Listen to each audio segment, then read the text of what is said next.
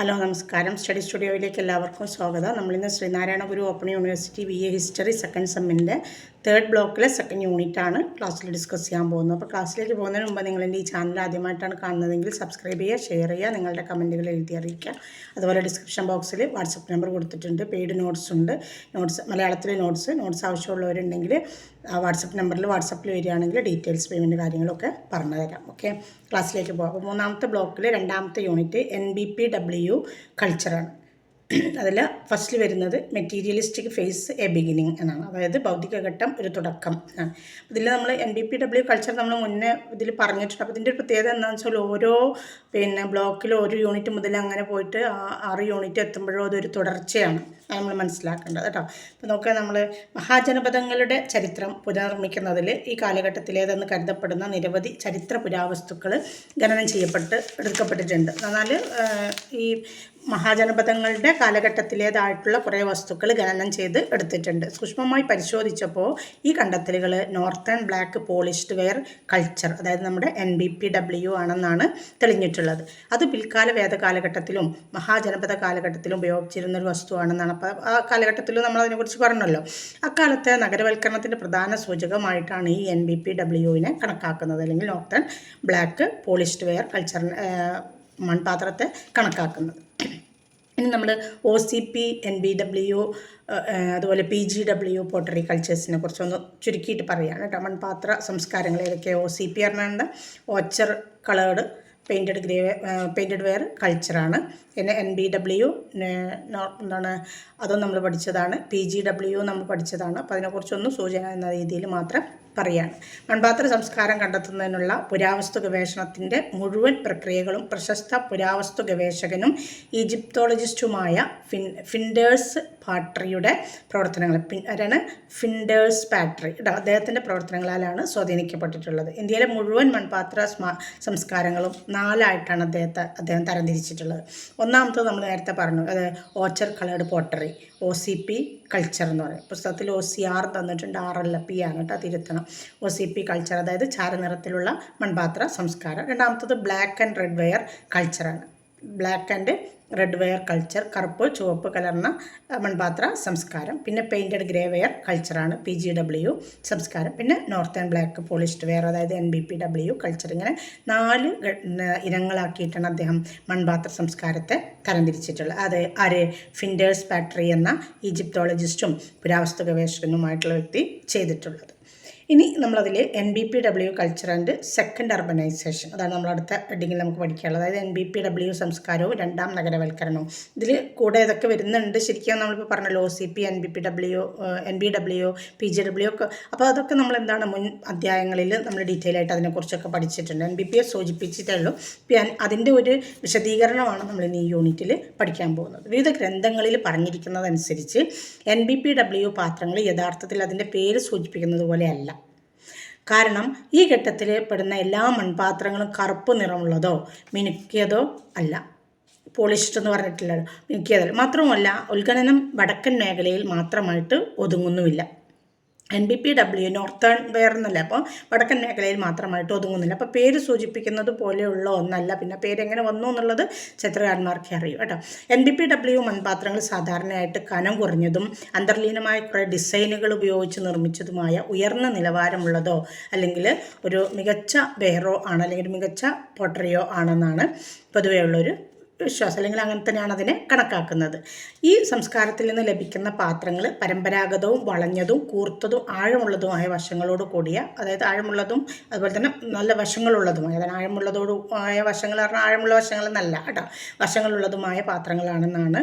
അതുപോലെ തന്നെ ഫെറുജിനസ് സംയുക്തത്തിൻ്റെയോ അതുപോലെ കാന്തിക ഓക്സൈഡിൻ്റെയോ വിപുലമായ ഉപയോഗം കാരണം ഈ പാത്രത്തിന് എപ്പോഴും ഒരു ഇരുണ്ട ഇളം ഘടനയുള്ള തിളങ്ങുന്ന ഒരു പ്രതലമുണ്ടായിരുന്നു എന്ന് പറയാം. പക്ഷെ ചിലർ പറയുന്നത് എന്താണ്, മണ്ണ് കുഴച്ചിട്ട് അതിനെ ചൂടാക്കിയിട്ടെടുക്കുമ്പോഴാണ് അതിന് മിനുസം വരുന്നതെന്ന് പറയുന്നുണ്ട്. പക്ഷെ അതിന് തെളിവുകളൊന്നും ലഭ്യമായിട്ടുമില്ല.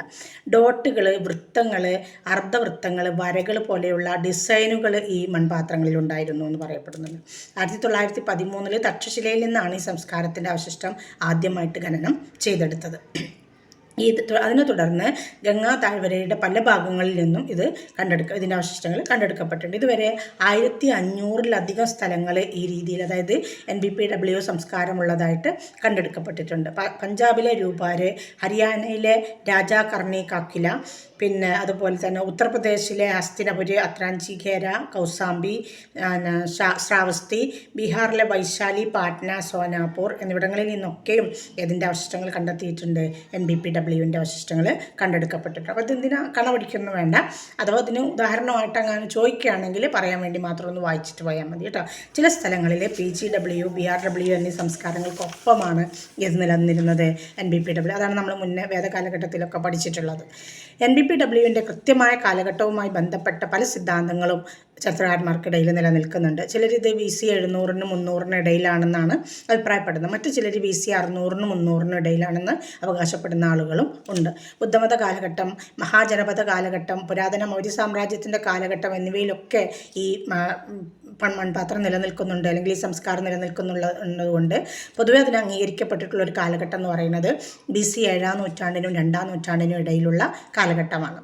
ആ കാലഘട്ടത്തിലാണത് നിലനിന്നിരുന്നതെന്നാണ് പൊതുവായിട്ട് അംഗീകരിക്കുക. പല അഭിപ്രായങ്ങളല്ലാതെ മൊത്തത്തിൽ അംഗീകരിക്കപ്പെട്ടിട്ടുള്ളൊരു കാലഘട്ടം. ആയുധങ്ങൾ, ഉപകരണങ്ങൾ എന്നിങ്ങനെയുള്ള നിർമ്മാണ പ്രവർത്തനങ്ങൾക്ക് തടിയും ഇരുമ്പും ഈ കാലഘട്ടത്തിൽ ഉപയോഗിച്ചിരുന്നു. ഇവ മനുഷ്യരെ അവരുടെ പുരോഗതിയിലേക്കും അതുപോലെ തന്നെ വികസനത്തിലേക്കൊക്കെ നയിക്കുന്നതിന് സഹായിച്ചിട്ടുണ്ട് എന്ന് ചരിത്രകാരന്മാർ മനസ്സിലാക്കുന്നു. വയലുകളുടെയും വീടുകളുടെയും അതിർത്തി നിർണ്ണയിക്കാൻ ഈ കാലഘട്ടത്തിൽ അതിന് സഹായിക്കുന്ന വിധത്തിലുള്ള സങ്കീർണമായ അളവെടുപ്പ് രീതികളുമായി ബന്ധപ്പെട്ട വ്യക്തമായ വിവരങ്ങൾ സുൽവസൂത്രങ്ങൾ എന്ന കൃതിയിൽ നിന്ന്, ഗ്രന്ഥത്തിൽ നിന്ന് ലഭ്യമാകുന്നുണ്ട്. One word ചോദിക്കട്ടോ. കലയും വാസ്തുവിദ്യയും ഈ കാലഘട്ടത്തിൽ വളരെയധികം വികസിച്ചു.